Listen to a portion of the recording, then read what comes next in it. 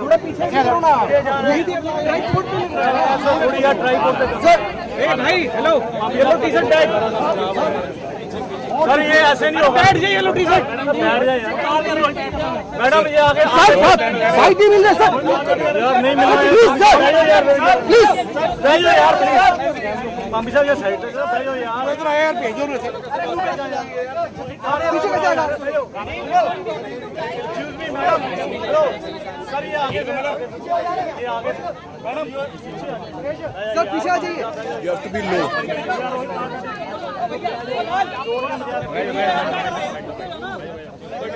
आप लोग थोड़ा ऊपर आ जाओ ना, ऊपर कर दो।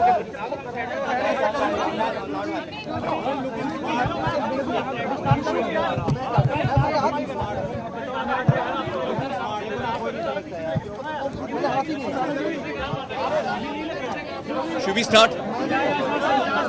So I need to hear what you're saying.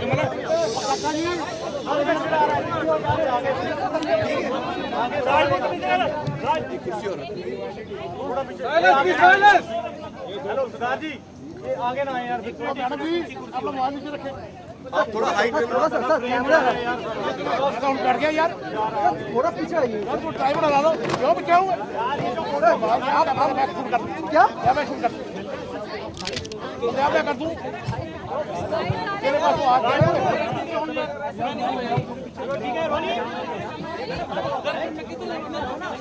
चलो रोले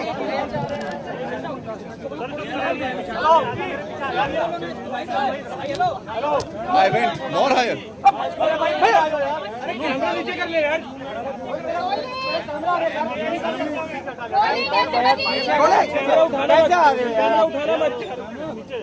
Ready?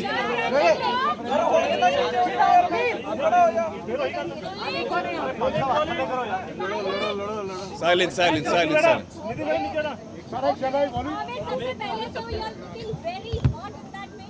Thank you, thank you.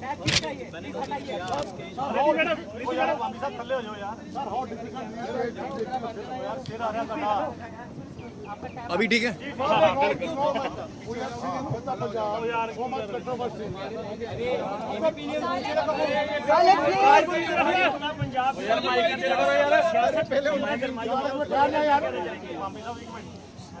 क्या है, कोई भी जो फिल्म है ना, वो जो एक आर्टिस्ट का जो आर्टिस्ट की आवाज़ होती है उसको दबाना नहीं चाहिए। और जाहिर है कि आर्टिस्ट की भी एक जिम्मेदारी होती है कि वो कुछ ऐसा ना दिखाए जो समाज में ठीक ना हो। तो ये आर्टिस्ट की जिम्मेदारी भी होती है, और आर्टिस्ट की जो एक आज़ादी होती है कहने के लिए, वो दबाई नहीं जानी चाहिए। आप छोड़ दो, बेफिक्र, 1 इंच में कोई फ़र्क नहीं पड़ना। तो मुझे लगता है कि उड़ता पंजाब जो उसके साथ हाई कोर्ट ने डिसीजन दिया वो सही डिसीजन है, और अब जो है फिल्म कल रिलीज़ हो रही है, तो हम सब बेसब्री से इंतज़ार कर रहे हैं उस फिल्म का। और मैं यहीं पंजाब में देखूंगा क्योंकि मैं तो यहीं हूँ इस वक्त। आमिर, एक और कंट्रोवर्सी ये हो गई कि जो कॉपी सेंसर पे दी गई थी देखने के लिए, जी, वो टोरेंट पे और कुछ वेबसाइट्स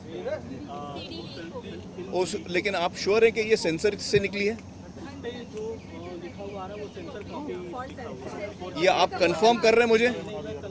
क्योंकि कंफर्म कर रहे हैं तो अलग बोलिए, फिर आप अपना चेहरा दिखाइए कैमरे में कि आप कंफर्म कर रहे हैं। हाँ, so if it's not confirmed I can't comment on it.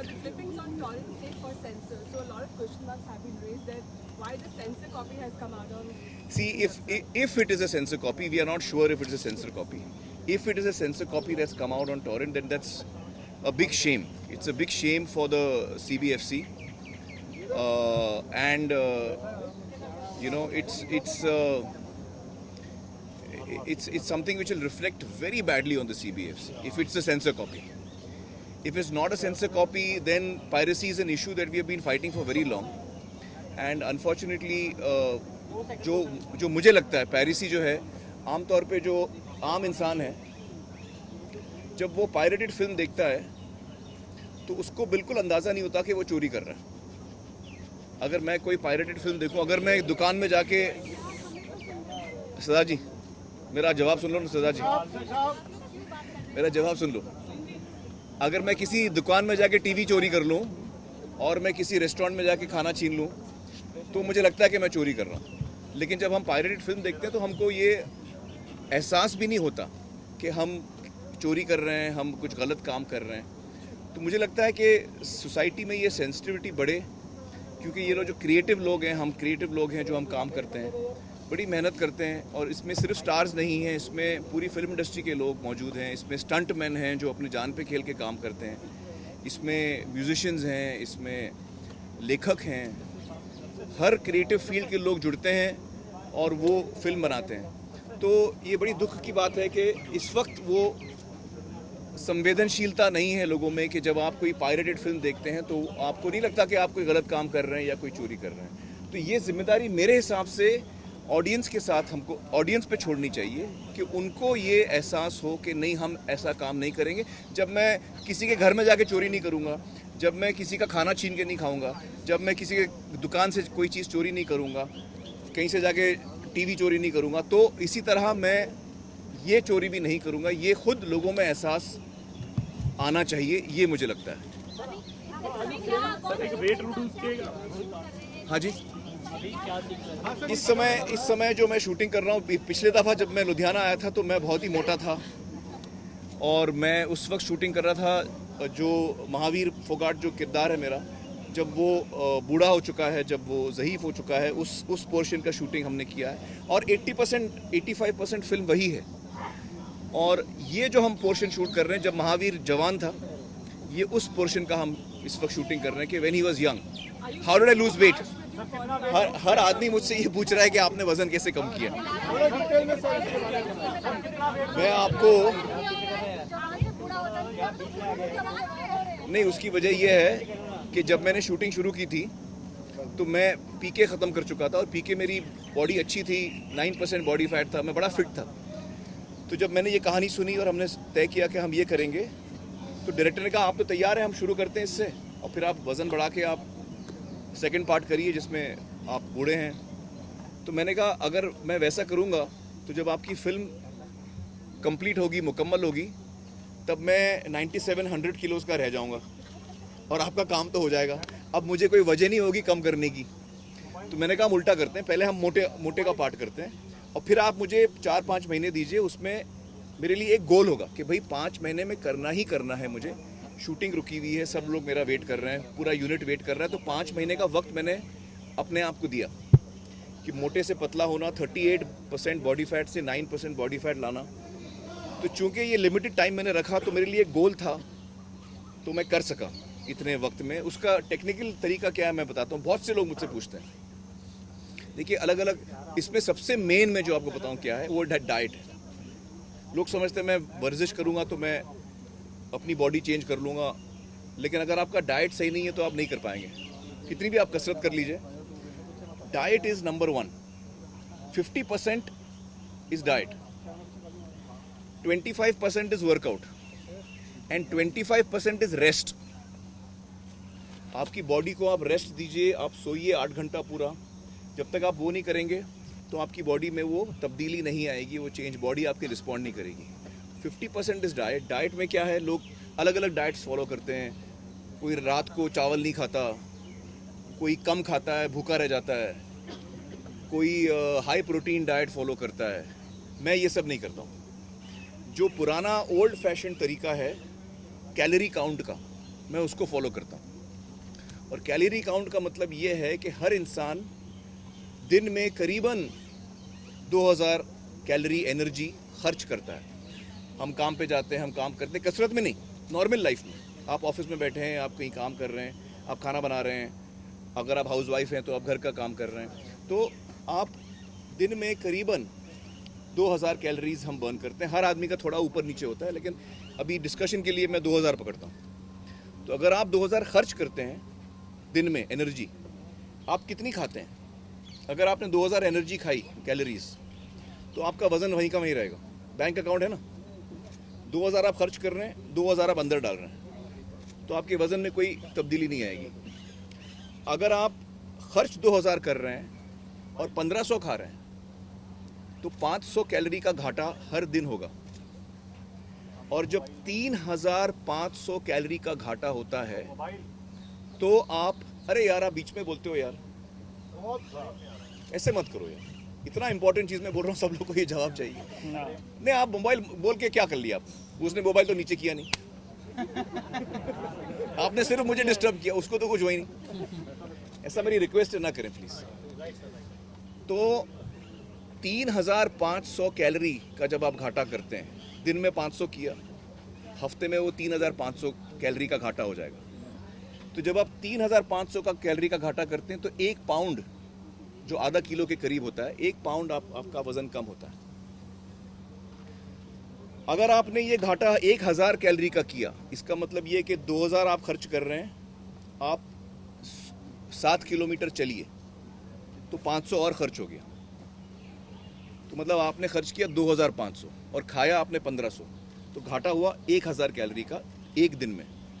तो मतलब 7 दिन में 7000 का घाटा हुआ।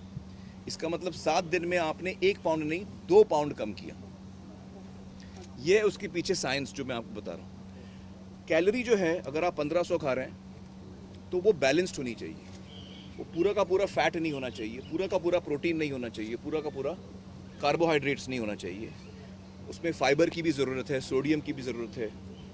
तो बैलेंस डाइट वो होता है, आमतौर पे हम मानते हैं कि आप कैलोरी का 20% आप फैट से लो, मतलब तेल आप लो। ऐसे कुछ लोग बिल्कुल तेल नहीं खाते, तो तेल भी, फैट भी ज़रूरी है। अच्छा fat, healthy fat 20% of calories healthy fat, 30% of calories protein and 50% of calorie carbohydrates. बहुत सारे लोग कार्बोहाइड्रेट्स नहीं खाते, उनको लगता है वजन बढ़ता है।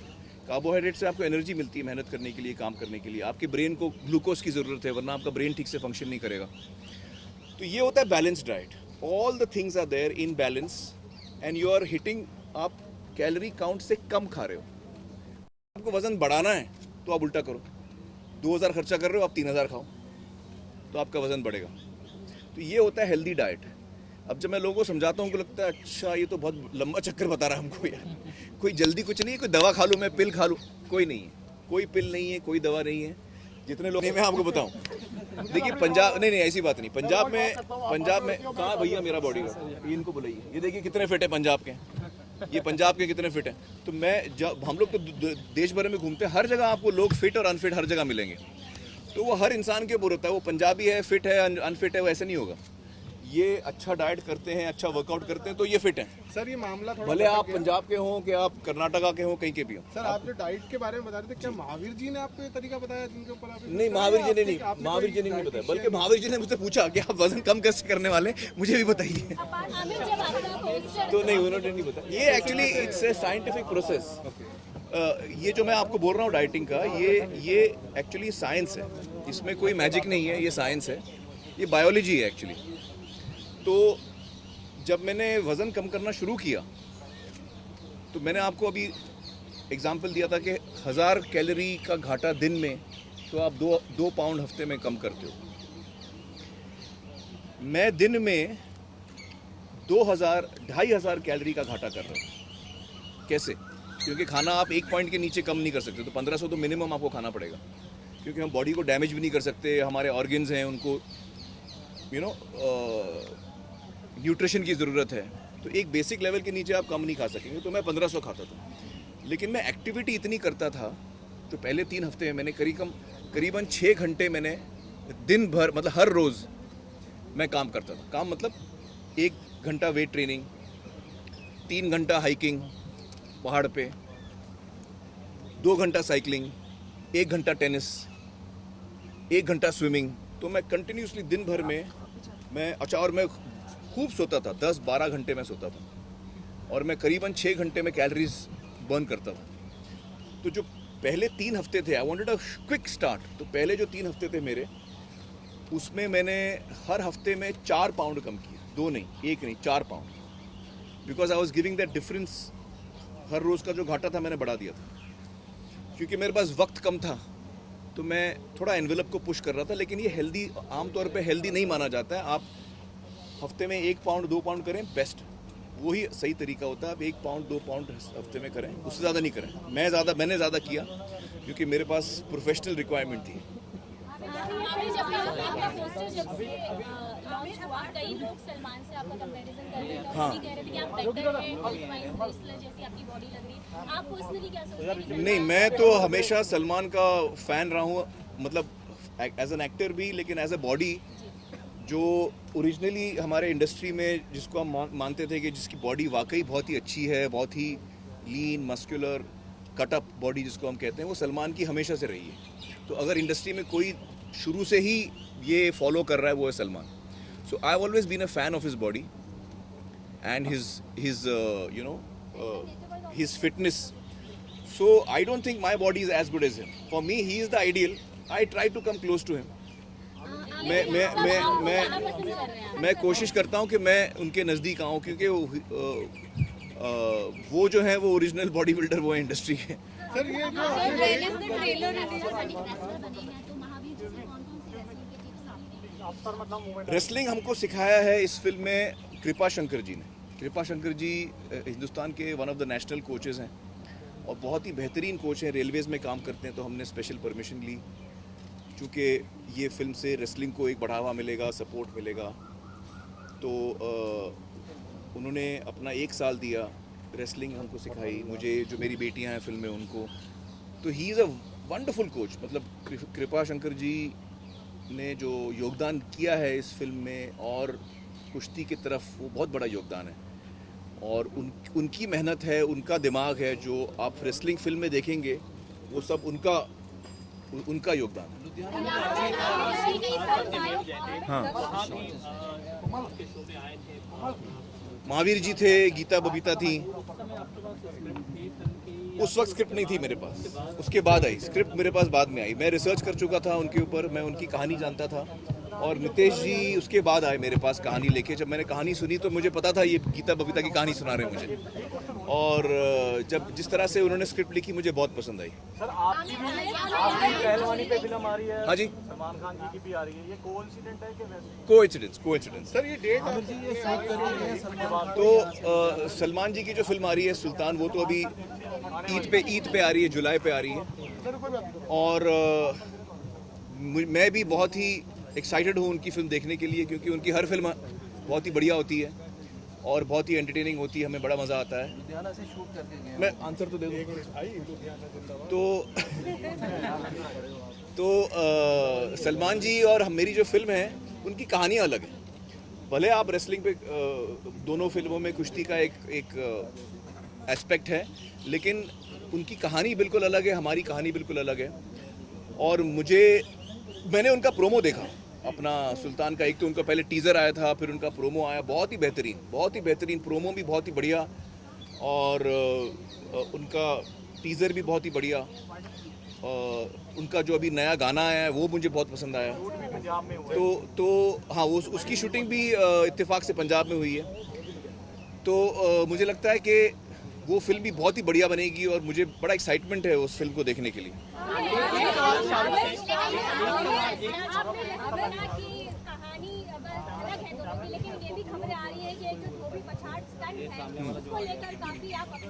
नहीं,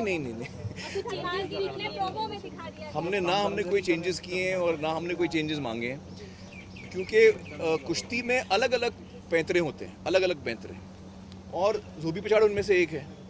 अब ये नहीं है कि यार एक पहलवान ने धोबी पछाड़ मार लिया तो बाकी हिंदुस्तान अभी धोबी पछाड़ मारना बंद कर देगा। रेसलिंग में जो सिचुएशन आती है, जब आप आके सामने वाले के साथ भिड़ते हैं तो आपको क्या मौका मिलता है, आप कौन सा मूव करते हैं, अलग अलग मूव करते हैं। और एक हो सकता है आप एक ही फाइट में 3 दफ़ा धोबी पछाड़ करें आप खुद, तो वो एक पंच सेम होना ऐसा कुछ नहीं। सर रिलीज डेट उसमें बहुत सारे हैं, मतलब let me complete what the answer. धोबी पछाड़ है, ढाक है, निकाल है, बहुत पंचेज हैं। सर ड्रग्स के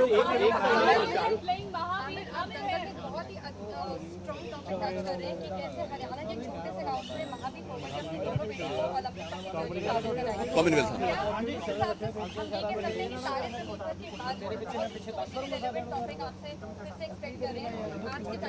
आई थिंक ये कहानी it goes beyond wrestling, absolutely right. I think that जो हम फिल्म बना रहे हैं, जो कहानी लिखी है, स्क्रिप्ट लिखी है नितेश जी ने, वो यकीनन उसमें रेसलिंग का एक बहुत इम्पॉर्टेंट एस्पेक्ट है, लेकिन वो रेसलिंग से आगे जाती है। वो इंसानी कहानी है, जज्बातों की कहानी है, और मुझे लगता है कि सोशली बहुत रेलेवेंट कहानी है हमारे लिए इस वक्त। उसके अलावा बहुत ही एंटरटेनिंग भी है।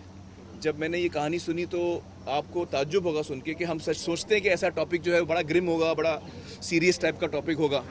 तो जब मैं कहानी सुन रहा था, स्क्रिप्ट सुन रहा था, तो जितना मैं रो रहा था उतना ही मैं हंस भी रहा था, क्योंकि उसमें जिस तरह से ह्यूमर डाला है, जैसे राजू ईरानी की फिल्मों में होता है कि वो बड़ा सीरियस टॉपिक लेते हैं, लेकिन उनका जो बयान का अंदाज़े बयान है उसमें ह्यूमर बहुत होता है। वो आपको हंसाते हैं, एंटरटेन करते हैं। 3 इडियट्स देख लीजिए, तो यही स्टाइल रितेश जी ने भी पकड़ा है कि हालांकि सब्जेक्ट इम्पॉर्टेंट है, सीरियस है, लेकिन जो तरीका है बोलने का उसमें ह्यूमर और एंटरटेनमेंट काफ़ी। सर रिलीज डेट जो आपने एक हफ्ते पहले बढ़ाई, सर रिलीज डेट हमने चेंज नहीं की हमारी। सुनने में आया कि 23 के बजाय वो नहीं 23।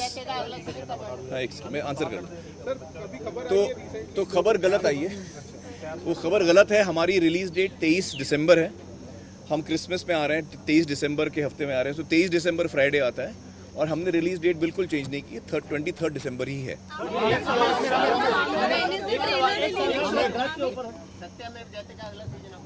सत्यमेव जयते का जो अगला सीजन है, हमारी पूरी टीम चाह रही है कि हम जल्द से जल्द लाएं, लेकिन उसमें एक दिक्कत आ रही है। मैं आपको बताऊं क्या, वो ये कि जो हमारी पूरी टीम है सत्यमेव जयते की, मैं, सत्या और हमारी पूरी टीम, हम एक बहुत ही इंपॉर्टेंट प्रोजेक्ट पे काम कर रहे हैं, जो हमको लगता है इस वक्त उसकी सख्त ज़रूरत है, और हमारा पूरा ध्यान उसमें लगा हुआ है, और वो है पानी। आप लोगों ने सुना होगा महाराष्ट्र में पानी की बड़ी दिक्कत है, तो हम लोग इस वक्त हमने शुरुआत की है महाराष्ट्र से, और हमारा ये सपना है कि हम जो कोशिश चल रही है सरकार की भी, और भी ऑर्गेनाइजेशंस इसमें काम कर रहे हैं, नाना पाटेकर भी इसमें काम कर रहे हैं, तो हम उसमें हमारा योगदान दें, और हम सब मिलकर महाराष्ट्र को अगले 3, 4, 5 सालों में सूखा मुक्त बनाएं। तो इस वक्त हमारी पूरी टीम जो है सत्यमेव जयते की, वो उसमें जुटी हुई है, इसलिए हम शो पे काम नहीं कर पा रहे हैं। हाँ लगा हाँ एयरपोर्ट पे मैं भूल गया था, क्योंकि मैं उस वक्त, और जैसे उसने एक्चुअली मुझे याद दिलाया, तो मैंने आशु को टेक्स्ट किया, और आशु को मैंने टेक्स्ट किया कि यार मुबारक को 15 साल पूरे हो गए। तो आई थिंक वो भी भूल गया था, क्योंकि उसका टेक्स्ट भी नहीं आया था। तो फिर पूरे हमारी टीम से बात हुई, we were very happy that, so thanks to you all, we remember the date. Sir drugs के ऊपर फिल्म कोई बनाने जा रहे हैं? ड्रग्स पे मैं नहीं बना रहा हूँ, अभी बनी है ना उड़ता पंजाब। मैं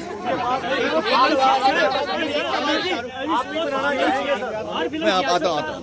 हाल में किरण ने कहा था कि सलमान उनके ऑल टाइम फेवरेट है, और लंगोट में वो बहुत ज्यादा हॉट लग रहे हैं। ऐसा किरण ने कहा? जी, तो यार मेरे सामने नहीं कहा उन्होंने। तो आप क्या कहेंगे कि आप भी इस फिल्म में लंगोट में नजर आएंगे? फीमेल और किरण से मिला है, जब उन्होंने कहा ऑल टाइम फेवरेट सलमान है। हाँ, पहले मैं इनका जवाब देता हूँ। देखिए, किरण जी ने बिल्कुल सही कहा है, सलमान वैसे ही हैंडसम लगते हैं।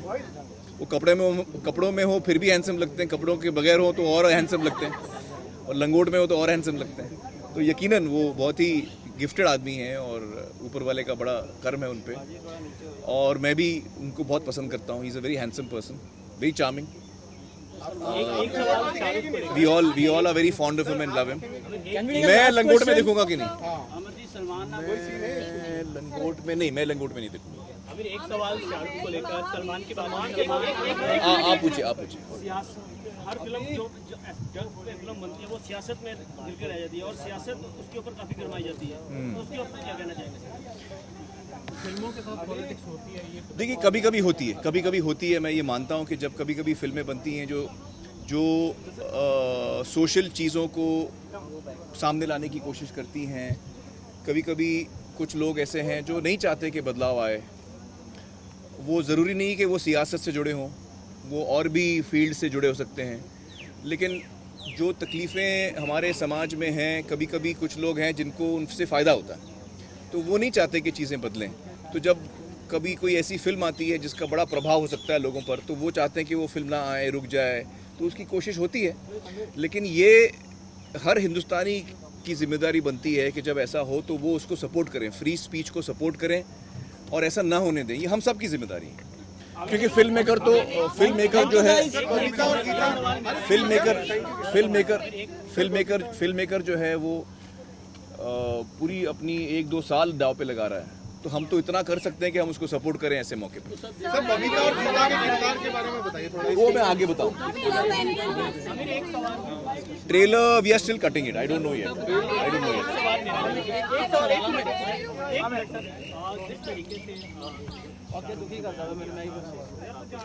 किसको लेकर? हाँ हाँ हाँ हाँ हाँ उनके बयान की वजह से सोशल मीडिया पे हाँ हाँ ये चीजें ट्रेंड करने लगती हैं। जी। देखिए, मैं और फिल्मों पे टिप्पणी ना दूं तो बेहतर है, और मुझे लगता है कि हमें अपना काम करना चाहिए। मैं हमेशा इस चीज़ पे मानता हूँ, इस चीज़ में मैं बिलीव रखता हूँ कि हर इंसान सिर्फ अपना कर्म कर सकता है, फिर बाकी उसको छोड़ देना चाहिए। आप सच्चाई से अपना काम करें, आपको जो वाकई लगता है आप वो करें और अपना कर्म करें आप। मैं उस चीज़ में बिलीव करता हूँ। फिर ऊपर वाला है और सारे फोर्सेस हैं जो हमारे हाथ में नहीं हैं, लेकिन आप कितना कर सकते हैं? आप वही कर सकते हैं जितना आप कर सकते हैं। तो मैं ये बिलीव करता हूँ कि आपको अपना कर्म करना चाहिए, बाकी छोड़ देना चाहिए। सर अभी आपने रिलीज के टाइम सोशल मीडिया पे ये चीजें पहले क्वेश्चन एक हुआ था जिसमें कंट्रोल किस पे? मोदी गवर्नमेंट आने के बाद जी। एक किरण खेर को माफ कीजिएगा कि आपकी पत्नी किरण राव ने जी एक क्वेश्चन खड़ा किया, हाँ। उसके बाद आपने उस पर सोशल मीडिया पे बोला तो एक कंट्रोवर्सी खड़ी होगी। जी। आपको लगता है अब माहौल देश में ठीक हो रहा है या नहीं? आपने वो मेरा प्रोग्राम देखा है, आपकी अदालत, हाँ, रजत शर्मा वाला? हाँ, तो आप वो दोबारा देखिए, उसमें पूरा मैंने तफसील से 1 घंटे तक मैंने उसमें डिस्कशन दिया। बता दीजिए कि अब नहीं, मैं नहीं चाहता हूँ कि आप ब्रीफ में देखें, मैं चाहता हूँ आप डिटेल में देखें। हाँ, मुझे ब्रीफ में मैं आप अब डर तो नहीं लगता। नहीं, आप मुझे अपना नंबर दीजिए, मैं आपको वो व्हाट्सएप करता हूँ। हमें सैराट और तिथि का आपने अभी बीच में शॉर्ट इज रेडी, तो मैं लास्ट क्वेश्चन लेता हूँ। सर आपने अभी सैराट और तिथि की तारीफ की थी अपने ट्विटर अकाउंट पे, और रिसेंटली हम देख रहे हैं कि बॉलीवुड में बहुत सारे लोग रीजनल सिनेमा को प्रमोट कर रहे हैं, तो ये क्या आप इस ट्रेंड को देख रहे हैं कि फिल्में तो पहले भी बहुत अच्छी बन रही थी रीजनल सिनेमा में, सडनली ये ट्रेंड आने लगा है कि रीजनल सिनेमा को देखा जा रहा है और अब डिमांड हो रही है कि हमें भी ये देखना है, जैसे हम लोग वेट कर रहे हैं कि सैराट किसी तरह हिंदी में आए और हम देखें। जी, नहीं, ये तो बड़ी अच्छी बात है कि हिंदुस्तान में जो अलग अलग भाषाएं हैं उनकी फिल्म इंडस्ट्रीज़ और ताकतवर बन रही हैं, वो कामयाब हो रही हैं, लोग वो फिल्में देख रहे हैं। तो हमारा जो कल्चर है, हमारा जो इतिहास है, जो हमारे जज्बात हैं, वो हमारे ज़बान में है। और हिंदुस्तान एक ऐसा मुल्क है जिसमें हर राज्य में अलग अलग भाषाएं बोली जाती हैं। तो ये तो बड़ी खुशी की बात है, बड़ी अच्छी बात है कि हर भाषा में फिल्में जो हैं वो ताकतवर हो रही हैं, लोकप्रिय हो रही हैं, लोग उनको पसंद कर रहे हैं, जैसे सैराट हुई है। और मैं तो हमेशा से अलग अलग फिल्मों को सपोर्ट करता आ रहा हूँ। जब मुझे कोई फिल्म अच्छी लगती है तो मैं बेझिझक उसकी तारीफ़ करता हूँ, मैं चाहता हूँ कि ज़्यादा से ज़्यादा लोग उसको देखें।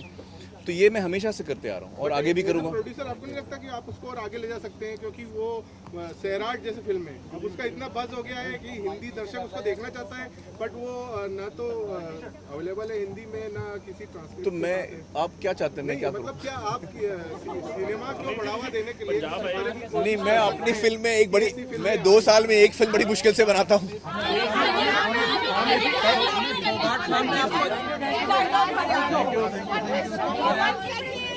एक फोगाट साहब का हरियाणवी में कोई डायलॉग? 1 minute sir.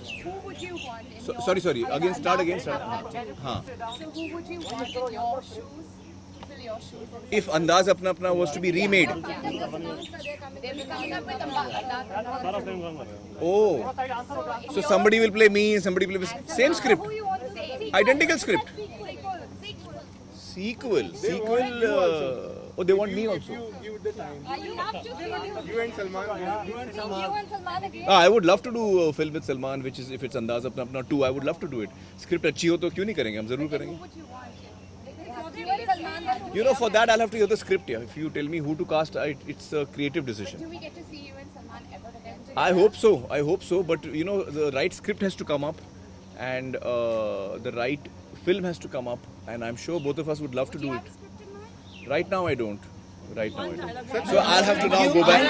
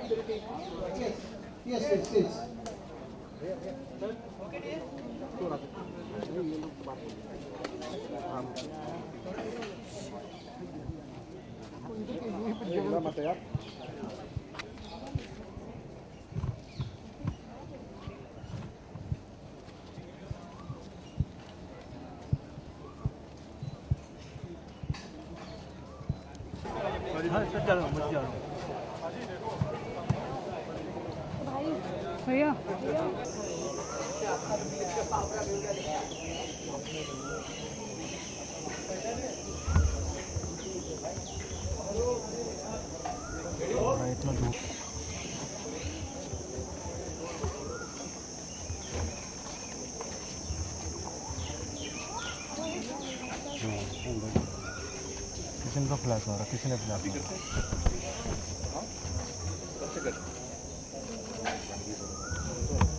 अभी क्या होगा? आप मेरे आप ही कर कौन जीते? आप दोनों में से कौन जीतता है? अच्छा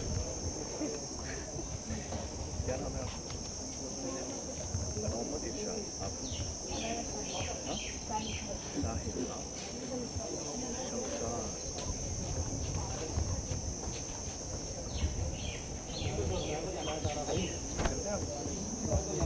सर थोड़ा सा लो।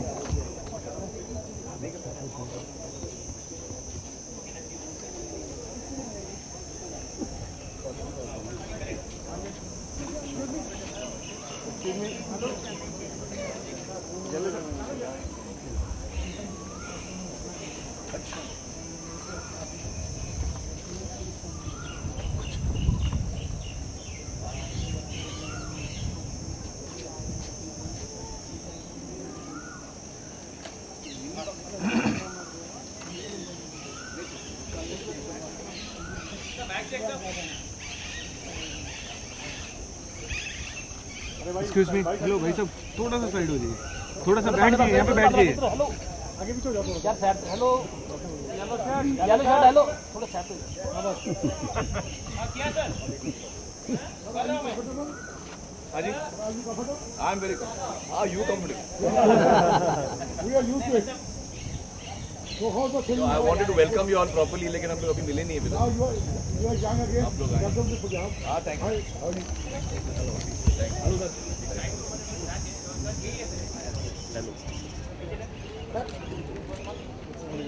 तो सब दिल्ली से हैं? No, Ludhiana से हूँ. Nobody will leave Ludhiana. Salman Khan is coming here. You are coming here. Who will go Bombay and Delhi? Nobody will. Now this is a destination. No tourist destination.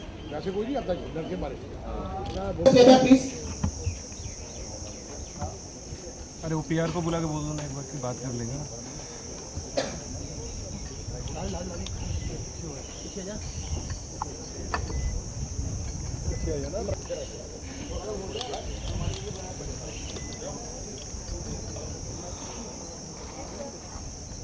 आपके excuse में camera के flash गिर रहे थे, flash मत कीजिए।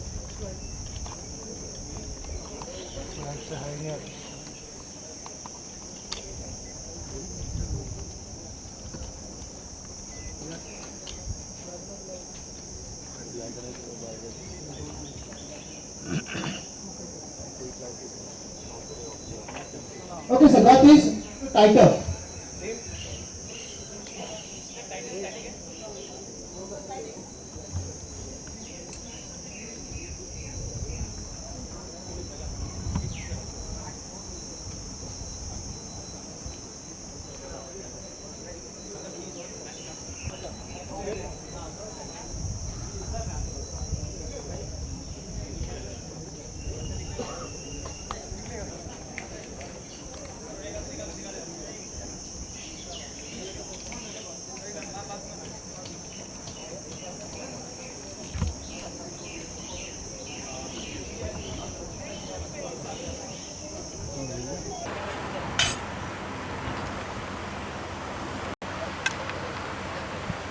बस हो गया सर।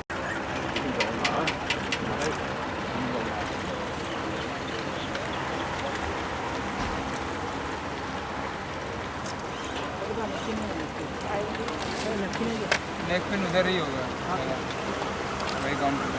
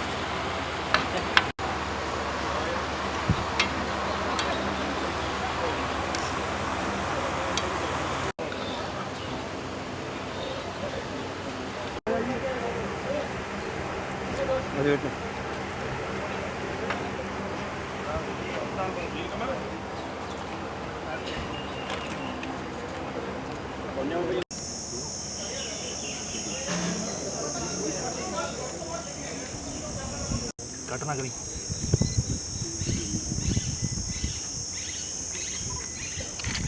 यार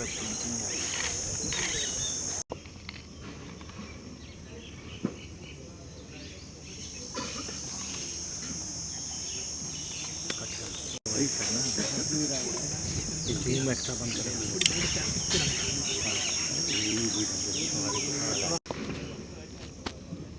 Roll sound.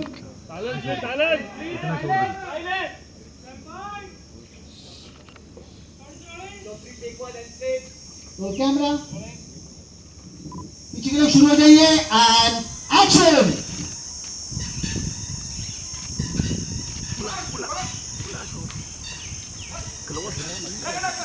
भाई साहब मैं क्या करूँ अब?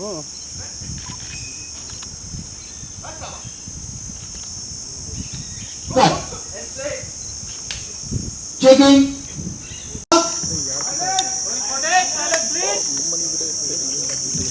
And roll sound.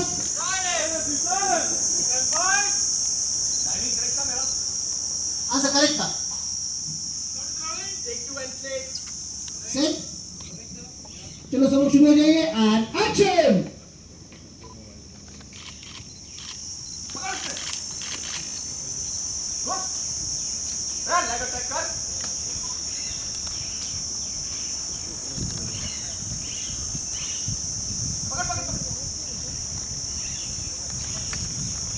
Cut. कोई स्टिल ले रहा है क्या यहाँ पे? आप ले लो फ्लैश तो है नहीं उसमें। वो लोग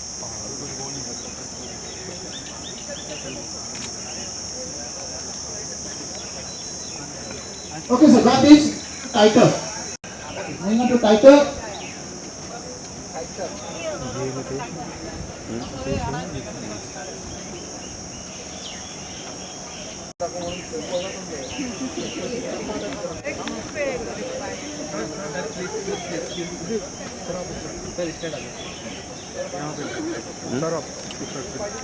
कुछ नहीं मिला है अभी इसलिए मैं ये ले रहा हूँ।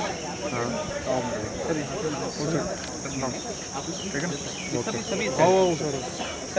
ओके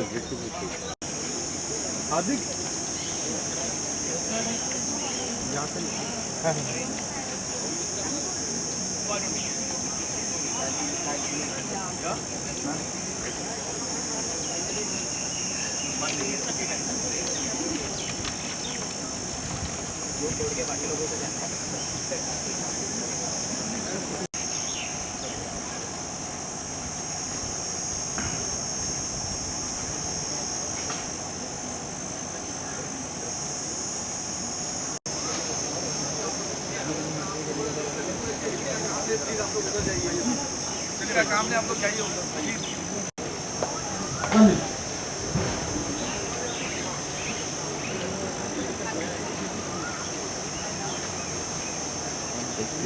हामिद के थोड़े साथ में आगे जाएगी। हाँ डन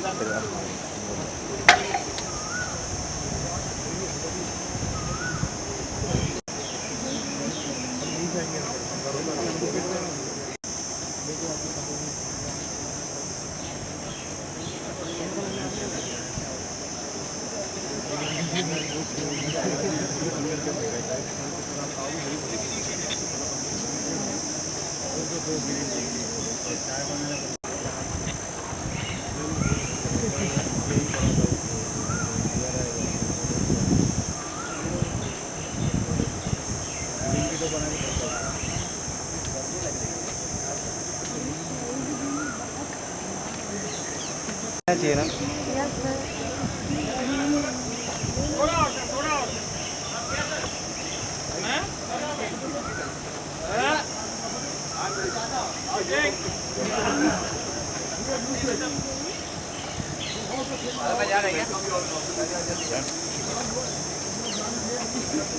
दिल्ली से हैं Ludhiana से हूँ.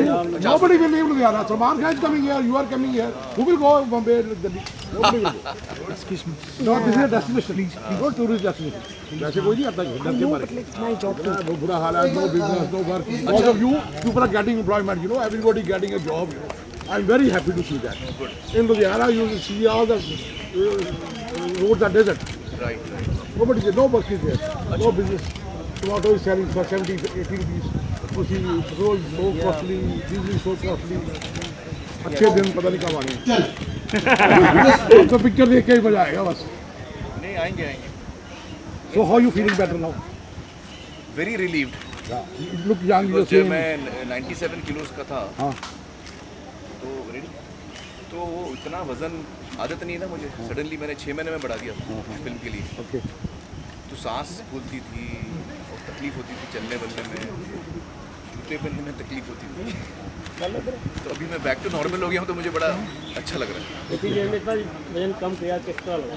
डाइट और बहुत ही स्ट्रिक्ट डाइट और वर्कआउट. जब मैंने शुरुआत की तो मैं 6 घंटे वर्कआउट करूँ दिन में. एकदम धीरे धीरे हो गया. उस वक्त लगता था कब होगा कैसे होगा. 38% बॉडी फाइट था मेरा, अभी 9% है. लगता था कि होगा नहीं. सर ये अमेरिका जाके और हुआ वक्त कि पे यही होगा हो कि गया? नहीं. सर अमेरिका जाके मैंने शुरुआत की ओके. तो यहाँ आके कंटिन्यू किया. वहाँ 3 हफ्ते था. और डाइट वेज के और चाइनीज और something different. Balance diet. Balanced. Balance diet जो घर पे होती है. जो घर पे होती है, लेकिन उसकी क्वांटिटी मेजर करके बनानी पड़ेगी. ओके. Thank you. हर चीज़ वजन करके. Thank you. Bye bye. Okay, stand by. And first mark. चलो पीछे के लोग जो देख रहे हैं यहाँ पर उनको चेयर करना है. And Wilson.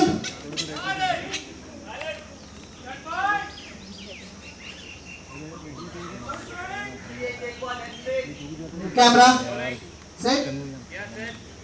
चलो आप लोग रेसलिंग शुरू कीजिए. And action.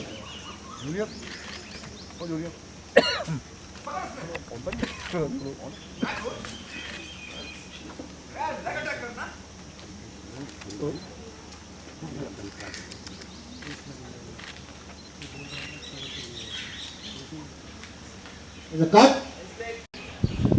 Okay, hold the rope.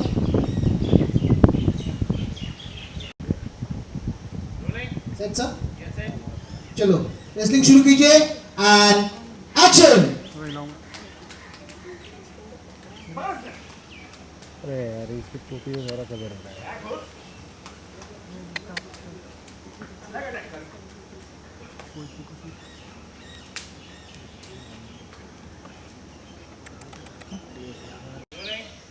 Set.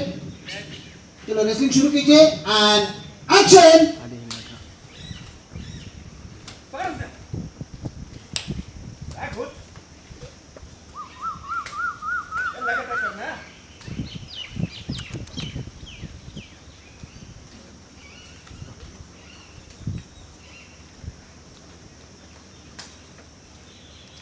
Cut.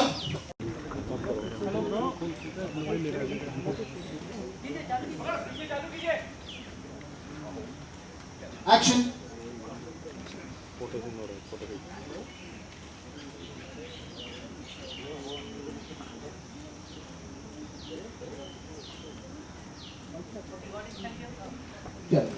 On हो गया भाई, बहुत बढ़िया। ये अच्छा लगा। अरे यहाँ नहीं होगी बाइट भाई, अभी पीसी बुलाएंगे भाई, अभी कहीं बाइट। रिकेश इधर आ, वेरी रिस्पेक्टफुल, थोड़ा सा हाथ हाँ वजन मैंने 97 किलो सर एक जगह कर ले, सर एक जगह कर ले, सर एक जगह पे क्या मत सर एक जगह कर ले तो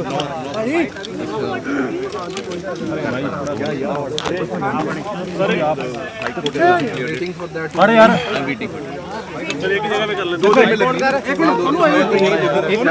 चलिए थैंक यू चलिए चेंज करके रमजान है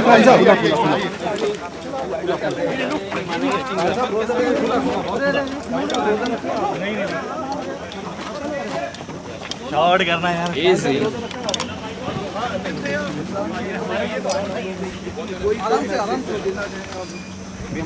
हाथ बढ़ खोलो खोलो खोलो खोलो खोलो खोलो ओहो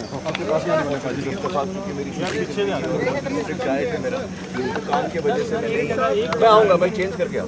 चलो चलो चेंज करके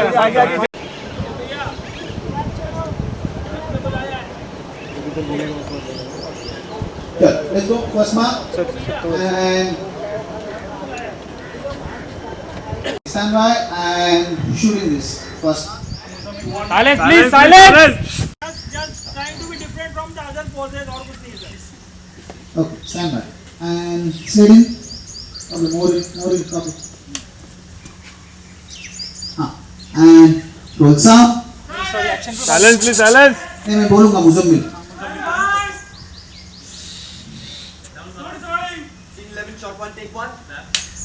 चलो पीछे के लोग वार्म अप शुरू करना, रेसलिंग शुरू कीजिए, बैकग्राउंड एक्शन और मुजम्मिल.